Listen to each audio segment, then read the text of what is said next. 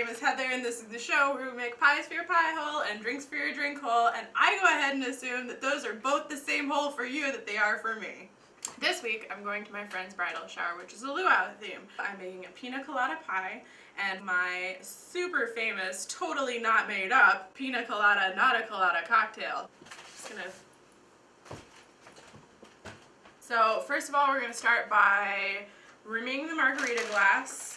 Take one of the cherries, coat the rim of the glass, hope that some of this sticks to the rim of the glass, which it's not. Cherry juice was an abject failure. This time we're trying pineapple juice. Ta-da! That's kind of okay. We are going to add 2 ounces, or 1.5, yeah, like 1.5, 2 ounces rum to taste. Same goes for pineapple juice. I quite like pineapple juice, so I put a lot in there. Give it a good shake. Here's a special twist for my Piña Colada Nada Colada. Instead of ice cubes, we're using frozen dark cherries to chill our drink. Stick as many in there as you want. And 1 to garnish. And there we have my Piña Colada Nada Colada. So drink up. Oh man, I love coconut. I'm cool to just chill here with the drink for a bit. I'll get to the pie. I'll get there. It'll be fine. But all the time in the world. How's your week? Oh, okay. On to the real reason why we are all here. The pie. For this pie, you're going to need 1 9-inch pie pan. You're going to need the ground up crumbs of about 30 ginger snap cookies, give or take.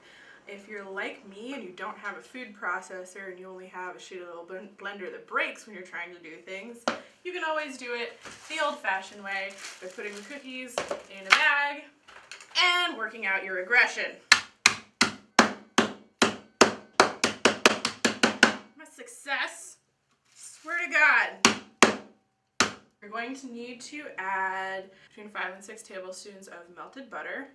You're going to add a generous 1/4 cup of sweetened coconut flakes. Get in there with your hands and mix it on up.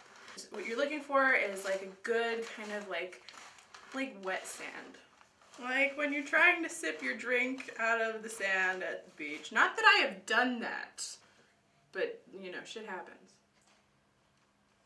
So once you have this like crumbly, dark mixture, you're gonna pour this into your pie pan. Mold it to the bottom and sides. Once you have your mixture like firmly packed down, stick it in the oven at 350 for about 10 minutes.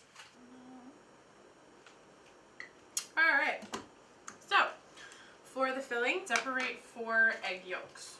4 egg yolks.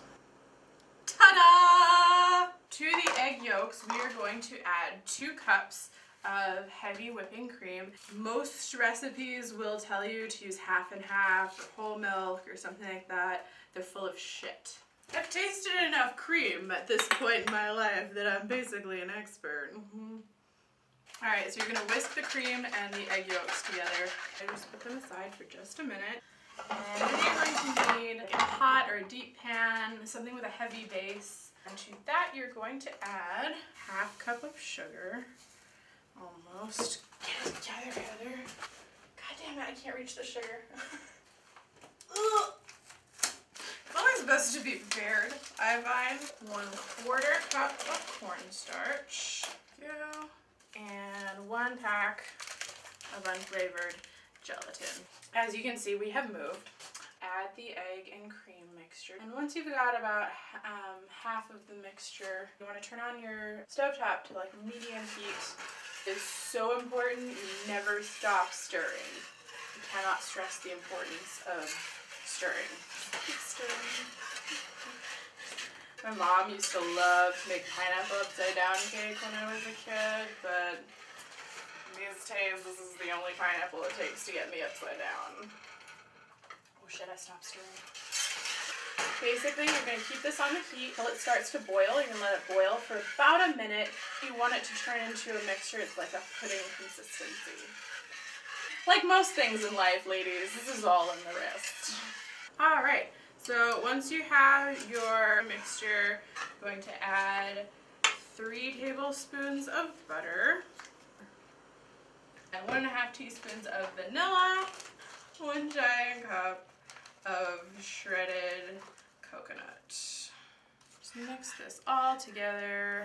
Coconut cream pudding for putting on some pounds. Am I right? Cheers. Put it in your now cooled to room temperature crust up in there. And we're gonna set this aside, just cool and set while we work on the next layer. All right, so what we're making now is going to be the top layer of our Piña Colada pie. Crushed pineapple in a can in the freezer overnight, let it thaw for about half an hour. Essentially, you should have like pineapple slush. We blend.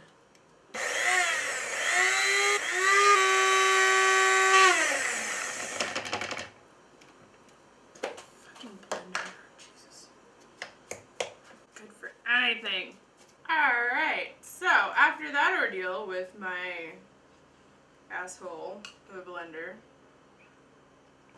oh, that helps. What you want to have essentially is like a kind of a smooth, whipped, frothy pineapple mixture, which I don't quite have here because, again, of the stupid blender. You want to add a cup and a half of frozen whipped topping, cooled whip, if you will.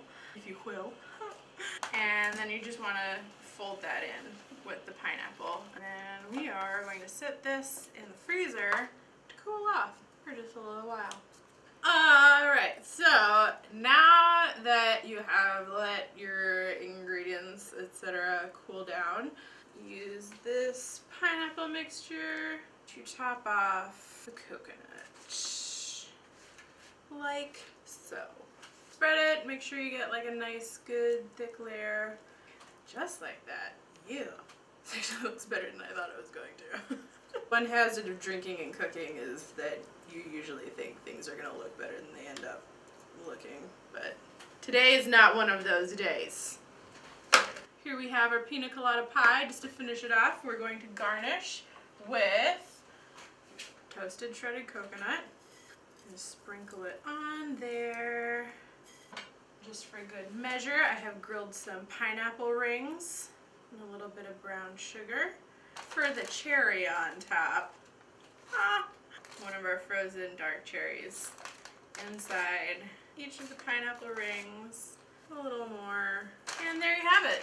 This is our Piña Colada pie and our Piña Colada Nada Colada cocktail. I'm ready for this bridal shower. Let's do it. Fucking always the pie maker, never the bride, right? Cool. Thanks. Goodbye.